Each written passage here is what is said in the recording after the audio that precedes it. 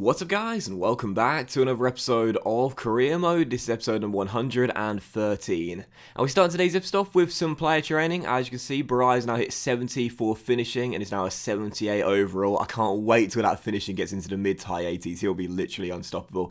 And also got a transfer offers here. One for Luca Pellegrini. Napoli wanted to take him on loan to the Stadio San Paolo, and I said nope, hands off.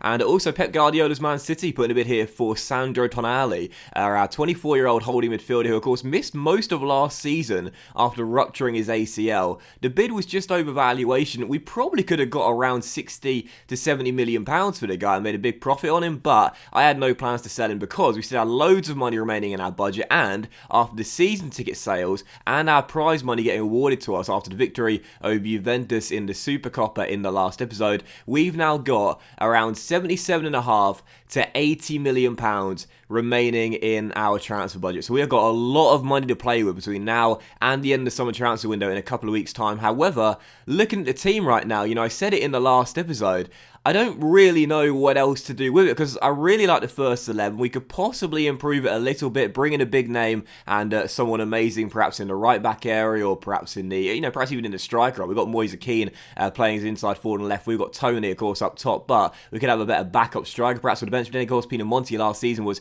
superb. So I don't really know what to do with the team exactly. So let's take a look at the squad hub right here. You take a look at the full team heading into the first game of the Serie A season away at the Stadio San Paolo against Napoli, which, funnily enough, is the same fixture as we had at the start of last season.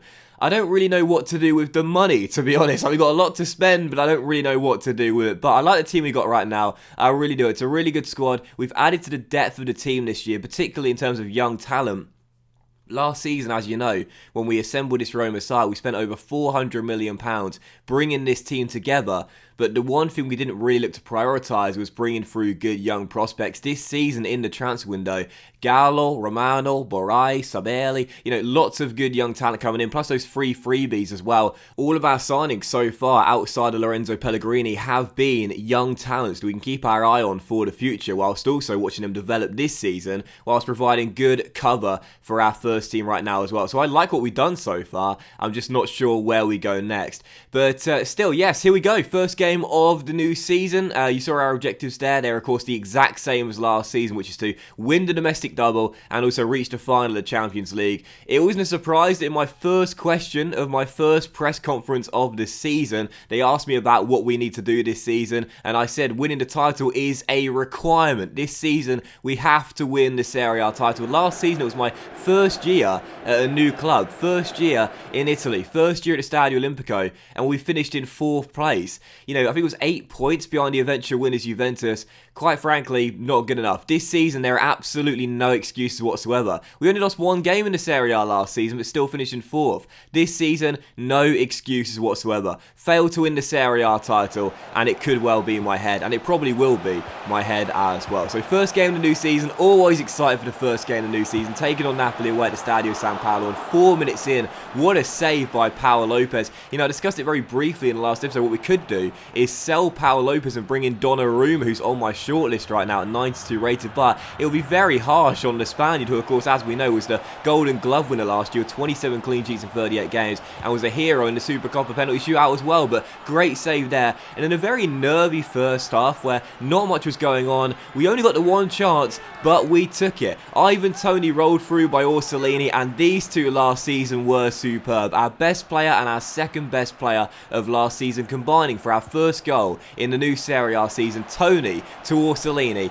and Ricardo makes it 1-0 and gives us the lead. And I don't like to make excuses, but I said it last season, had Orsolini not broke his toe towards the end of the campaign, I genuinely believe we would have been Serie A winners. He was that good last season. He started off with a goal on match day 1 this season. So 1-0 to Roma. We do strike first in the game, and on the hour mark, a great chance to make it 2-0. Moise Keane and Ivan Toney were a lovely little 1-2 here. Great little build up. Keane sent forward, and Moise Caesar puts it into the far corner, makes it 2-0 and doubles our lead with 30 minutes to go. Keane last season only scored, I think it was 7 Serie A goals, and I do know that he's playing as an inside forward on the left and sometimes can be isolated out on the wing. I am considering changing formation to a 2 up top style of play, which is my preferred formation, but this season, regardless of whether Keane remains as our left winger as an inside forward or plays up top alongside Ivan Toney, I'm saying this season a bare minimum of 10 goals. He cannot afford to have another season where he's only in single digits for goals scored in a Roma shirt for the season. So 2-0 to Roma, Keane off the mark on match day 1 as well. Orsolini almost got his brace here in the 67th minute. Shaw with a lovely little run down left hand side there, played to our number 11 but just couldn't hit the target. But in the 90th minute we will go 3 goals up as Nicolo Zaniolo, the captain, also scores and opens his account on match day 1. But the guy that got the assist, for all 3 goals, well, he's there celebrating with him. Ivan Toney. Toney did not score on match day 1 as he's going to try and retain his golden boot here. But he got all 3 assists for the goals. Orsolini in the first half, then Keane in the second, and then right before the final whistle, chipping the ball to Zaniolo. And Ivan Toney gets a hat-trick of assists on match day 1. And in the dressing room, he had a little wry smile at Ollie Shaw and just said, "Mate, it took you that long to get a hat-trick of assists? I've done it on match day 1 in the new season." You know, these two are brothers. Ivan is the older brother to Ollie Shaw. And of course, the older brother always razzes the younger brother. Me being a younger brother, I used to get it all the time when I was a kid. Ivan's always jabbing at Ollie Shaw, just trying to make him a better player and trying to make him a better man. But yeah, Toney razzing him in the dressing room there for getting a hat-trick of assists on match day 1 after Shaw did it in the European Championship final just a few weeks ago in Germany against France. I thought that was absolutely hilarious. They were having some jokes on that, and there were some jokes in the group chat, I'm sure. But yeah, Toney with a hat-trick of assists in match day 1. Is this going to be a new role for Ivan Toney this year? Support striker? Not too sure, but either way, great hold-up play for all 3 goals by Toney. Great performance from Roma, and in the first game of the new season, a 3-0 win away in Naples. Absolutely fantastic. Still, following that, I did decide to go and spend my money. We, of course, had around 75 to 80 million pounds in our transfer budget, and, of course, I talked about Donnarumma earlier. I wouldn't be against signing him and replacing Pau Lopez with him, but I just think it would be quite harsh to do that on Pau Lopez. It would make sense, but our Spaniard last season was absolutely amazing. Golden Glove winner, 27 clean sheets in 38 games. And of course, this season, starting off with the hero in the Supercoppa and a great display there against Napoli, I thought it would be harsh to sell him. There's no reason to, really. But I thought about the new right-back role. Calabria, you would say, in our first 11 right now, is the weak link, if you will. He only got 1 assist in the Serie A all season long last year, and I think in all competitions as well. So, didn't really offer us much going forward. You know, we barely scored any goals last season coming down the right-hand side of the pitch. I talked about it in the special in-depth look at the save towards the end of season 5. Whereas Wan-Bissaka, right now playing for Barcelona, formerly of course of Crystal Palace and Manchester United, we agreed a deal of £62.5 million with the Spanish Giants and a deal of 250 grand a week on a 5-year contract as well. And Wan-Bissaka, part of my European Championship winning squad with England in the summer, was a very competent backup for Trent Alexander-Arnold. He of course scored that amazing coast-to-coast goal against Spain in the 3rd group stage game. And I think he got an assist as well. Just a real handful when going forward with his absolute brute pace, great physicality. Defensively, he's superb. He's a year younger than Calabria, and he's 4 ratings higher with better stats in almost every single area. So Wan-Bissaka is in, £63.5 million, massive contract, 250 grand a week, but with medium-high work rates, 4-star skill moves, which I really like as well. And when you compare Wan-Bissaka and Calabria side by side, you can just see that Aaron is the far better player. Calabria is only better at passing and only slightly better as well. Wan-Bissaka exceeds him in every single other area. He's taller, he's quicker, he's stronger, he offers more when going forward, he's much better defensively as well. You know, Calabria, like I said last season, was the weak link, if you will, in our Roma team, and he didn't feel like a weak link either. Just goes to show you how good we were last season, but he was the lowest rated player, or I should say joint lowest player, alongside Ivan Toney in our starting 11. So, if we was going to sign someone for the first team, it was going to be a new right back, and after using him in the summer, I really liked him a lot. So Wan-Bissaka is in. Massive signing. He'll join Ivan and Ollie as the English boys here at the Stadio Olimpico, and I'm very happy with that signing. I think that is a really, really good deal. It's a lot of money, don't get me wrong. It's a massive amount of money to pay for it. It's a massive new signing, but I think it'll be worth to prove. I think he'll prove to be worth every single penny, because I think he'll get more assists than Calabria did last season. He only got the one last year, David, and I think he might chip in with a couple of goals as well. Just like when we replaced Mark Roja with Gedson Fernandes in January, it proved to be the better deal because Fernandes offers us more when going forward. That's what I'm hoping Wan-Bissaka will do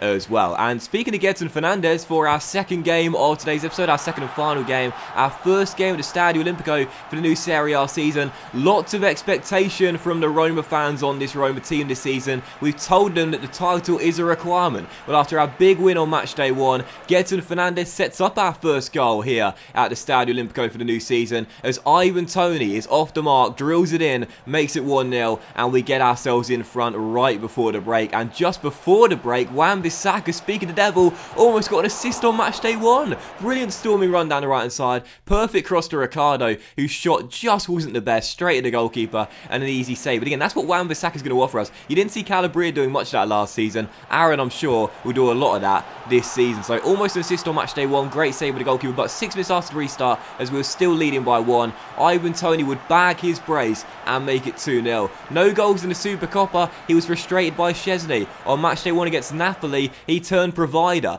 but here against Genoa, 2 goals in the game, and he was looking back to his best and a real handful. So 2-0 to Roma. Great chance to make it 3 as well, 65 minutes in. Ivan Toney this season, he's going to be adding assists to his game as well as goals. Lovely little cheeky skill through ball to Riccardo Orsolini, who makes it 3-0 to Roma. And, you know, I'll say it once again, Orsolini's injury last season really messed us up towards the end of the season and really put a spanner in the works. This guy was absolutely phenomenal last season, and what a start to the new campaign for Riccardo as well. That's his second goal already. Roma playing fabulous football here at the Stadio Olimpico, and you can see what it means on the sidelines as well. Playing some glorious football, and last season, goals were our biggest problem. Well, right now we scored 6 and now 7 goals in just 2 games in the Serie A. Only 60 goals all season long in the Serie A. That's not going to cut it. But already here, 2 games into the Serie A season, we have got 7 goals on the board. Tony's got a hat-trick on match day 2. It's Roma 4, Genoa 0, and we are running rampant here at the Stadio Olimpico. Sadly, we did lose our discipline a bit towards the end of the game. We were on course for a big thumping 4-0 victory, and in the end we conceded 2 late goals, which were very sloppy indeed, just some really poor defending. What Romagnoli was doing there, I've got no idea, but either way, in stoppage time, Roma will concede their second goal, as Genoa bagged 2 goals back in the end. They were just consolations, however, bit disappointed to throw away what would have been an amazing 4-0 win. In the end, it's a 4-2 victory, still a good win, but regardless, a little bit shaky there towards the end of the game. Should have closed it out with a clean sheet instead. Conceded 2 sloppy ones. Regardless, it's back-to-back wins to begin the Serie A campaign. 7 goals in the books already, and for our number 9 as well, after firing a blank in the Supercoppa, what a way to start the second season at Roma. Getting a hat-trick with assists on match day 1 and a hat-trick of goals on match day 2. The complete forward fires us top of the table after 2 games, and we'll need to stay there this season if I'm to keep my job and make amends after last season's struggle. But that was today's episode of Career Mode, guys. So big thank you for watching. If you have enjoyed it, and if you did enjoy today's episode, then please drop a like. Much love to you all. Have a fantastic day, and I'll see you for the next episode of Career Mode, featuring Transfer Deadline Day and the Champions League Group Stage draw very soon.